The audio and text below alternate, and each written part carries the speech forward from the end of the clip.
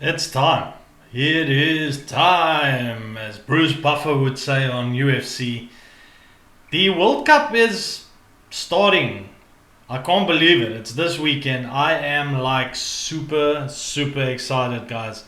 And in today's one, we're going to be looking at some predictions for this weekend. I've said to you in my last video before the World Cup starts, I will give you some predictions. So let's have a look at all the games, and then I'll tell you what is my prediction. And then of course I was running a poll, so all you the subscribers also gave me your predictions. Now keep in mind, my channel obviously is more Southern Hemisphere subscribers.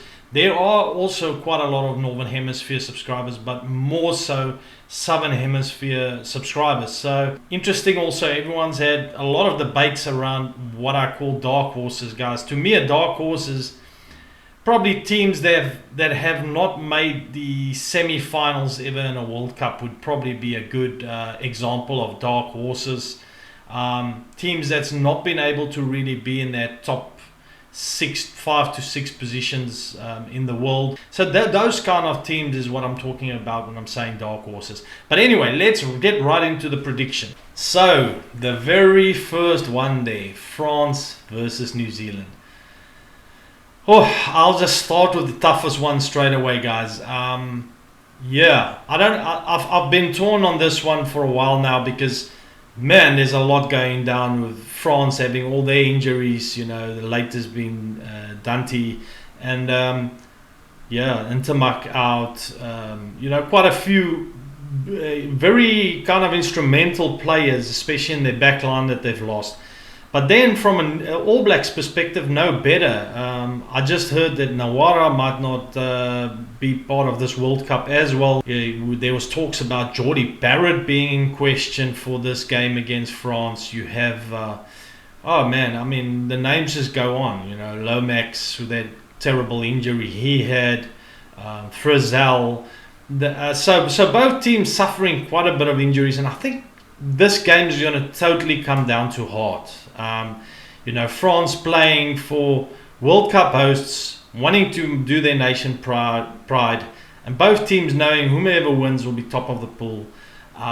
The pride in, playing that first game. For New Zealand, you'd think, okay, but it's a home game, probably New Zealand would come off second best. But for New Zealand, never lost a pool game. I'm sure they'll want to try and keep that record clean. I've told you guys that I will be supporting the All Blacks to the World Cup. Obviously, Springboks, my number one team, that's not going to change. But second team, yes, it will be the All Blacks. So I will definitely be, that pretty much tells you who I will be, calling for this first game in my prediction. I think it will be the All Blacks. I've kind of shown you guys in my last video where I analyzed it, but I feel the All Blacks will have a little bit more in that back line.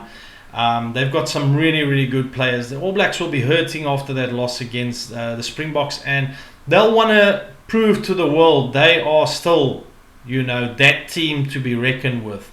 And I do not think the French will be able to kind of put the All Blacks under that same type of pressure, because I don't think they'll be applying that same type of pressed defense structure. They won't go change their structures now. So for that reason, I've gone with the All Blacks will win by 6 points.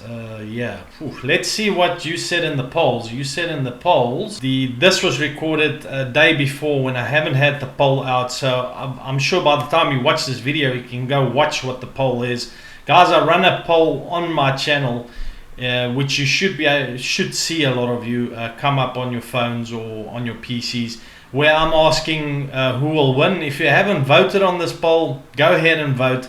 But what you did vote on was you voted on who will be first in Pool A. Now that pretty much tells me who you say is gonna win this game, and the All Blacks are good at World Cups, man. You can't get past that.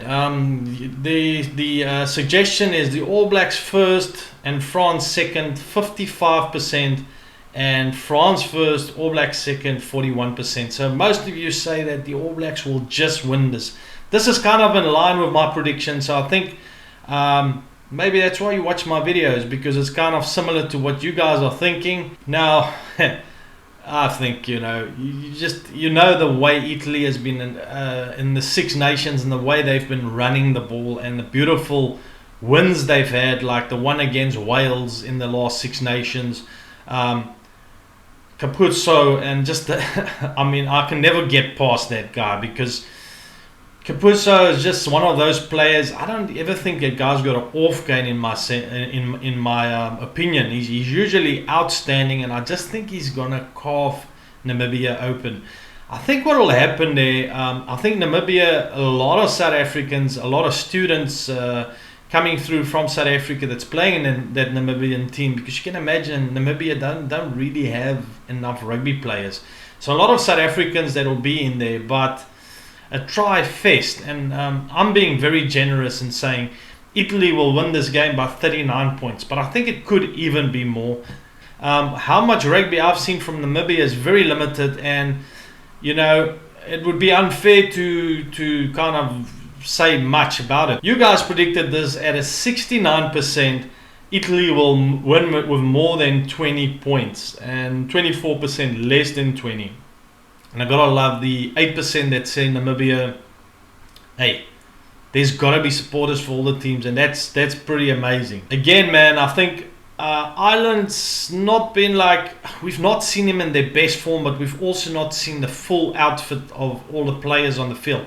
Now the question is, what Ireland will do in this game. Will they be playing their so-called A team to give everyone some, you know, game time and confidence, or will they be putting in some players, not their first choice players? Said Ireland by 32. Again, I think being very modest, but with that said, Romania's game is not that bad, you know. I think they could compete a little bit up front, but again, when Ireland start playing that back line, you know, playing from deep, they've got such pace on the wings. Next one there then is Australia and Georgia. So Australia and Georgia, I went with Australia by 15. You'll be like, what, you crazy? It's got to be more than that. I personally feel that Australia is finding form, and Georgia, don't underestimate Georgia. If you see the game that Georgia played against Scotland, they are not a bad team. You know, you have to really say that Georgia, from a forward perspective, is pretty strong, and they might compete there with Australia, which means they will not make it as easier for Australia to score. But as soon as Australia really, the likes of Karevi, those guys in the back line, you know, they really start working the ball through the back line, you're definitely going to see some tries. But I think Georgia will try and keep it tight. I've got a feeling Eddie Jones here is going to play his full outfit. I don't think he's going to approach this World Cup where he's going to play the guys, just some of them, and try and, you know, keep some guys, rest some guys. I just think Eddie Jones is going with a totally different perspective into this World Cup, where he wants to, he's like, look, if we do well in this World Cup, I've got a great pool, then it's awesome. But if I don't do well, I think he's looking ahead at the next World Cup to build a team. You guys said that Australia will win with more than 15 points. Very in line with me, but I didn't say with much more than... you said Australia will win with more than 10 points. In line with me, but I don't think with a lot more, to be honest. 18%, that's 65%, and then 18% said Australia less than 10 points, and then Georgia 17%. Some reckon Georgia can do this, which I like it, man. That makes it exciting. England and Argentina. So what will happen in this game? Well, in my opinion, England, I think it's probably the worst case scenario for them starting against Argentina. Many will feel, no, it'll be a good way for them to test themselves. When I'm looking at their form and the way they played, Argentina has also been kind of on and off. They lost a few in the Rugby Championship. They've not been the Argentinian team that we've seen before. But I think Michael Check has been experimenting with that back line, trying to get them to play more running type game. And I think there's been a lot of experimental type things happening in Argentina. But I've got a feeling they do pretty well at World Cups.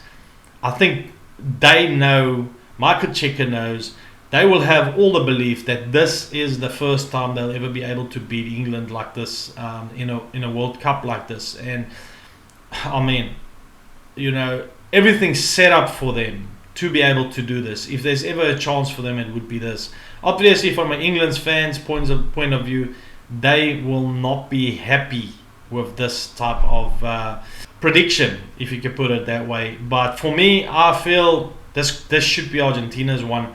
It's going to be a close game. I don't think it's going to be a runaway game for Argentina. I just think Argentina, with their forwards, will, you know, not outmuscle, but with time, wear England down. And, you know, even the backline from Argentina is dangerous. I think Argentina is going to win this one. Just slowly but surely, patiently work through phases, wear down England until they eventually get that scoreboard pressure on through penalties. You guys in the poll said that this was interesting. 94%. Guys, 94% of you say Argentina will beat England with 6%. I think if it was a Northern Hemisphere type subscriber base, it might be a little bit more for England, but still, I think even the Northern Hemisphere supporters a lot feel that Argentina's got a great shot at winning this game. I'm going with Argentina 8 points. Only 8 points. I don't think it's going to be a runaway game. I think Argentina is just on the day going to be that little bit better than England and win this one. Japan versus Chile. Now, another interesting prospect. I would love to see what Chile can do in this World Cup. I've not seen enough of Chile myself. Not been following their rugby all that much. But I have been following a bit of Japan rugby, and Japan is not the team they were in 2019, that's for sure. They've not changed much in their tactics, the type of game they play. They've kind of stuck to exactly the same thing. So they bring nothing new. So teams kind of can read them because they know they don't really change much in their game plan. But they play lovely running type rugby. And against teams like Chile, I think they're going to get the opportunity because, again, it's the back line, man. The back line is where Japan is going to be too good for Chile. And for this one, I went Japan with 29 points. I think it might be a bit too much, but who knows? I just feel Japan probably going to rack in quite a bit of tries against Chile. Your predictions are saying Japan more than 15 points, 72%. So I think that's fair. Like, I am also in line with you guys. 22% is saying less than 15 points, which is quite a large percentage. And then you still got 5% that say Chile. Gotta love it. Call the upsets. Call the upsets. Anyway, guys, then we move on to the big one for me. The Springboks versus Scotland. Oh, hold on. I need to change. So, yeah. Let's be back in the Springbok jersey here. Obviously, my two jerseys that I'll wear as these teams play through the World Cup. But this definitely my number one team. No question about it. I saw the Springbok team looking good, man. Made a few changes where they've got Caden Moody out of the mix, which it's a bit tough for how good that guy's been. But the nice thing that the Springboks have created is a scenario now where the players they bring in is no weaker. Like Kurtley Orange says, no pushover. He's just as good in my opinion in many ways. Caden Moody, obviously I like him that bit more just because of his total rugby skill. But Orange for this type of game where I think what the Springboks are saying is we're going to run you, Scotland. We're going to run you. And that's where if you watch my analysis of this game, I actually said that I think that the Scottish defence is not great. If you run the Scottish defence, it's not the best defence in the world. So if you're going to be playing kind of like, again, fire with fire type way of playing, and you can get that front foot ball, which the Springboks can with this forward pack, then, I mean, with those type of wingers, they can do something similar to what they did to Australia, where they get it out to wingers and give them space to run. Because then on the other side, you've got Cheslin Colby, which is also phenomenally fast. They've got Willemson fullback, which is very fast, and I love the way that he creates that extra man in the back line and the depth that he gets into the back line. And him and Marnie Libbok click so well. And then obviously going for the safe choice of Kriel and Delilendi, the more experienced guys on centres. They're going to have a big job on their hands because, you want those centers to be marking Russell and Tuipulotu, because that's where they, as I've explained, play a lot of their rugby. Klein is not in there. You've got Mostert in there, and then just going for one lock in Argie Snyman. At least 1 to 2 tries in the back line with Scotland. It's not like Scotland will not be successful with their running type game against the Springboks. From a forward pack perspective, I just think over time the Springboks will wear them down. When you got that kind of, as they call the bomb squad, the 6-2 split come up early, maybe on 50 minutes, and they wear them down in the forwards. And the Springboks start getting some good ball to run themselves. I think that's where the game will get away from them. So, what was your predictions for this game? Well, you guys said there's 236 votes on this one. Springboks said 81% for the Springboks and 19% for Scotland. Now, with that said, out of that 236 votes, how many are Southern Hemisphere voters again? But I think we got to look at facts, and facts tell you, after my analysis, after everything I've looked at, if we don't bring too much emotion and other stuff into it and really just look at our facts, the Springboks should be able to win this game. The Springboks type rush defense play into their type running game, so it is the perfect fit for them to be able to run the Springboks. It's the right type of opponent, but with that said, they have one issue. It's the right type of opponent when it comes from backline perspective, but it's not the right opponent when it comes to the forwards. In my opinion, I'm still showing a lot of respect, and I've gone Scotland. Scotland. I mean, Springboks by 9 points. So I don't think there'll be much in it. Maybe, maybe one try and a conversion, or maybe like 3 penalties or something of that sort. It won't be a huge win for me for the Springboks. It's going to be such an interesting match, this one. Everyone's looking at Fiji's form of late, and I got to tell you, Fiji's looking good. What they did to England, wow, it was pretty amazing. From a Wales perspective, they've been kind of lukewarm, on off, not looking great, So what does that mean? Well, for a lot of you say Fiji will win this. When I'm looking at the polls, it was very interesting to me. When I was looking at the polls, it was really interesting to me, you guys. But again, very much from a Southern Hemisphere point of view, strongly supporting the Pacific teams. 190 votes. Out of that, 77% said Fiji, 23% said Wales. Wow. I was quite shocked by that. Guys, that's where I differ from you a bit. I think individual players, Fiji is just outstanding. I think one-on-one, player to player, I think Fiji's players are better at the moment. The question is in cohesion as a team together. And just their total experience between all those players playing in big moments and World Cups. I don't think they match up to Wales. Wales will be very comfortable with Gatland. They know Gatland's style of coaching, and they've played big games, this Welsh team, under Gatland. Doesn't mean they're going to be amazing in this World Cup, but this is not the biggest game for Wales. This is not, Fiji is huge. Don't let me dismiss Fiji, so please don't take offense to this. It's not that Fiji's not a good team.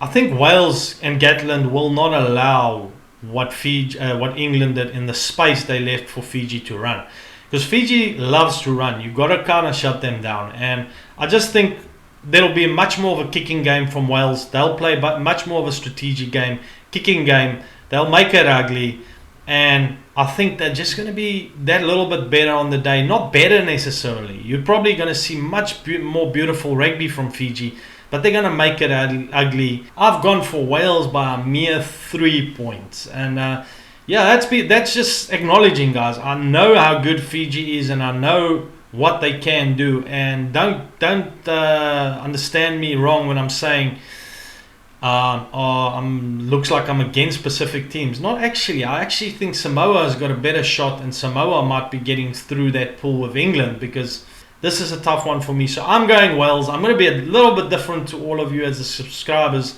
Go for Wales. Maybe you'll all be laughing at me on Monday and said, I told you so.